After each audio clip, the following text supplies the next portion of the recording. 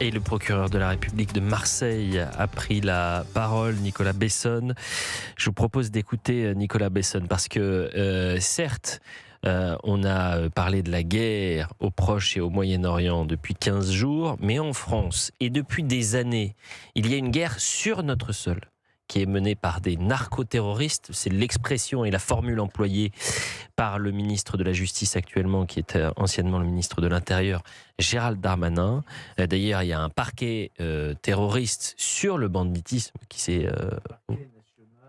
Anticriminalité organisée, Voilà. le PNACO, Voilà. qui a été mis en place au mois de janvier dernier, Exactement. sur le modèle du parquet national antiterroriste. Et on va écouter Nicolas Besson qui est un procureur courageux, procureur dont la parole a pu déranger, et on n'a pas le droit de faire de politique, mais là on ne parle pas de parti ou qui que ce soit, mais d'un ancien ministre de la Justice qui ne l'est plus, donc comme il ne fait plus de politique, on a le droit de parler de lui, n'est-ce pas? Éric Dupond-Moretti, le ministre du sentiment d'insécurité, qui n'avait pas supporté que Nicolas Besson, il y a quelques années, alerte devant les sénateurs, puisqu'il y avait une commission d'enquête parlementaire et sénatoriale, pardonnez-moi, sur le narco-banditisme.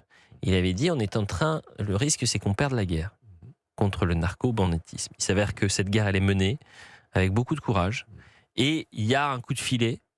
Cette opération, elle s'appelle l'opération Octopus.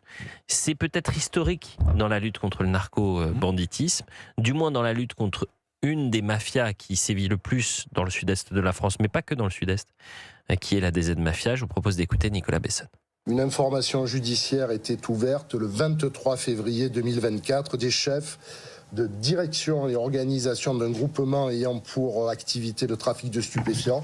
C'est une infraction criminelle punie de la réclusion criminelle à perpétuité, acquisition, détention, transport plus classiquement de stupéfiants et participation à une association de malfaiteurs et des qualifications également de blanchiment aggravé. À l'issue des opérations et de la garde à vue, 26 personnes ont été déférées, 17 hommes, 9 femmes. C'est assez intéressant, 9 femmes. Ce que nous subodorions déjà depuis quelques années démontre une véritable féminisation également du narcotrafic.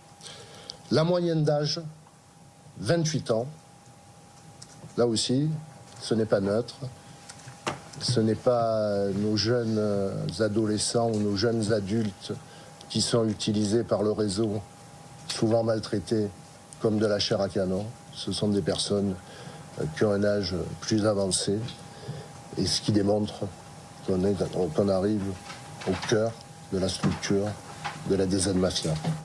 Parmi la quarantaine d'interpellés et placés en garde à vue, vous en avez plus d'une vingtaine qui ont été déférés. Mais dans cette conférence de presse de Nicolas Besson, j'ai retenu qu'il y avait plusieurs centaines de personnes qui avaient été identifiées directement ou indirectement liées à cette entreprise mafieuse. Et c'est une entreprise tentaculaire, d'où d'ailleurs l'opération qui s'appelle l'opération Octopus. Il y a un déploiement de forces de police et la justice sans précédent dans cette affaire.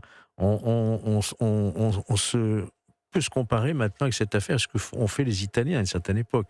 Et souvenez-vous, on a d'une part introduit le statut de repenti comme les Italiens, on a introduit des prisons de haute sécurité comme les Italiens, et maintenant on traite cette affaire dans toute l'organisation mafieuse que représente la DZ Mafia.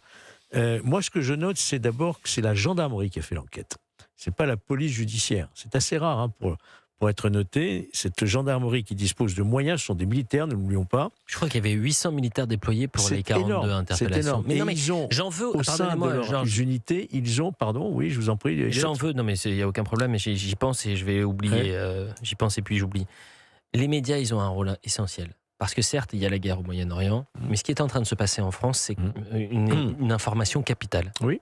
Donc, c'est pas quelque chose qui doit passer sous les radars. Oui. C'est essentiel d'en parler. Et j'espère que ce week-end... Aussi au sein de la gendarmerie extrêmement spécialisée, notamment dans le décryptage des communications codées et chiffrées sur certains réseaux, ils sont capables de le faire et qui ont travaillé pendant 2 ans. 2 ans de filature, de surveillance, de relevés bancaires, d'écoute téléphonique, de traçage de ce qui est bien immobilier, de véhicules, pour comprendre un petit peu qui possède quoi et comment il peut justifier de posséder un véhicule de luxe ou un appartement ou d'autres choses. Donc on voit bien que la méthode d'enquête, elle est différente des enquêtes habituelles où on tombe sur un trafic, ensuite on remonte. Là, on s'attaque directement à la structure, avec l'association de malfaiteurs, l'organisation criminelle. Les peines encourues sont la perpétuité et nous avons un résultat remarquable. Et nous pouvons imaginer qu'il y aura un jour un procès absolument important. 12h37 sur Europe 1, voilà ce qu'on pouvait dire sur la conférence de la République du procureur de la République de Marseille, Nicolas Boyson, tenue ce samedi à Marseille après l'opération Octopus qui s'est déroulée en début de semaine, confirmant que la DZ Mafia était bien une organisation criminelle marseillaise, mais une organisation criminel tentaculaire avec là un coup très dur porté sur l'argent qui est le nerf de cette guerre aussi. Il n'y a pas que le produit stupéfiant, il y a l'argent bien sûr, le blanchiment d'argent avec des dizaines d'entreprises associées, des créations de sociétés, notamment dans les voitures de luxe, des labels de production de musique. Donc on est sur quelque chose vraiment